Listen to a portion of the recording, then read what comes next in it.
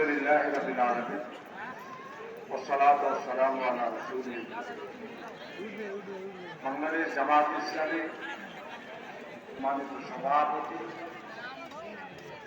মঞ্চে উপস্থিত আপনাদের প্রান্তীয় অতি সুপরিচিত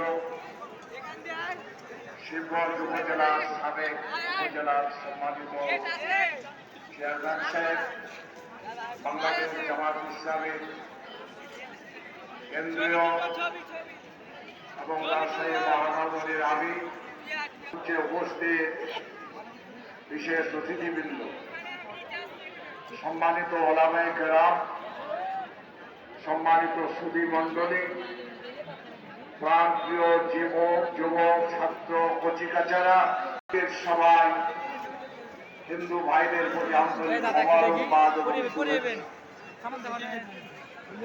আপনাদের সকলকে আন্তরিক মোবারকবাদ জানিয়ে আপনার কথা শুরু করতে চাচ্ছি। আপনাদেরকে সালাম জানাই, আসসালামু আলাইকুম ওয়া রাহমাতুল্লাহি ওয়া বারাকাতুহু। আল্লাহ লাখ শুকরিয়া, মহান রব্বুল আলামিন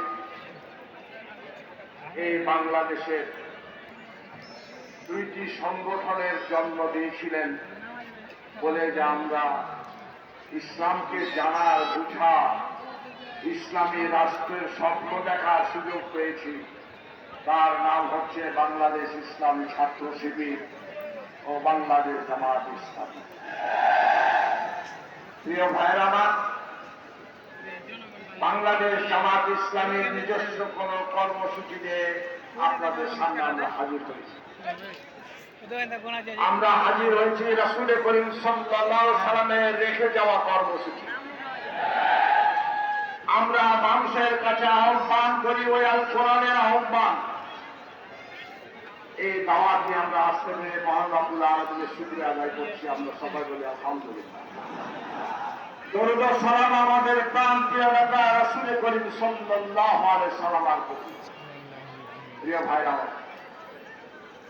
এই দিনটি আমাদের কাছে খুব বেদনা, দুঃখের ভারাক্রান্ত এই দিন।